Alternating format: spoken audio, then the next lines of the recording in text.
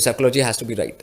You can't have the psychology that like I know something, or I know things and things like that. So like a Ganesh like approach is required. The Ganesh attitude is actually an attitude of that thing that I don't know anything. It is not the attitude of I know something. All people who are in the world right now, they always think that they know something when they don't really know anything. Like until you know how to live, how to die, and how to get to this mortal world, do you know what I'm saying? You don't really know anything. Unless you know these things, how come you know anything? Just not knowing some things like enough to make a living out here. That's not knowing anything. But people are always under that delusion that they know something. And that's what keeps their ego in place and everything.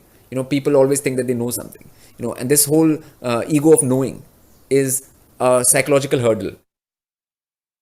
When a person is born here on earth, they're not born a clean slate. They are born with a lot of karmas from past life. So there are a lot of actions you have done already, so many things for millions of years.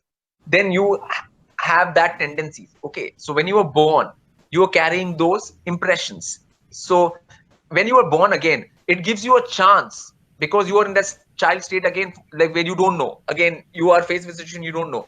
You have to utilize that and not let the past impressions come in the way of like taking you away from that. With that innocence which you feel in the beginning, that's sacred. You have to value that. That's why it's called Ganesh in the Vedic thing. It's the Mooladhara root chakra. Amanza chakra is called the root chakra, the Mooladhara. It's Ganesh.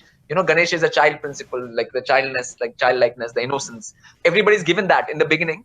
The only enemy of that is the past impressions and past karmas which you have had in the past. So you have to use that to rise above that. And even if those karmas come into play right now and give you impressions and a certain sense of being, you say, okay, it's like this. Okay, I have this thing, or I have this thing, I have that thing. Okay, but I'm going to work because I don't know. So I'm going to try and find out, and I'm going to work towards it. Okay, you have to do that honest thing. It will only hurt your ego. Only thing which is going to get hurt in all of this is your ego. No, nothing else will get hurt. Okay. I'm telling you the attitude you need to have. Attitude you need to have is that of a child. You have to be like a Ganesh.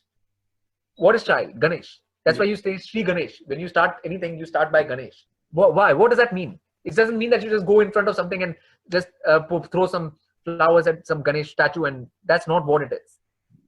It's an attitude. There are 4 attitudes: innocence, auspiciousness, devotion to the mother principle.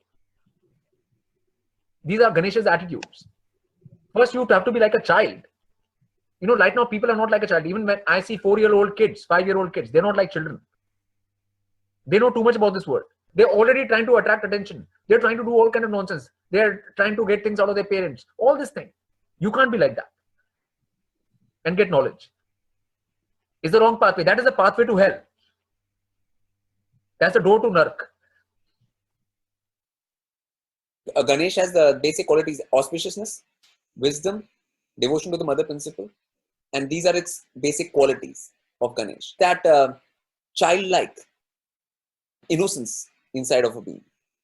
When you're 3 or 4 years old, like when you're like at that time, if you are a real child, your first questions will be, who am I, where am I, what is all this?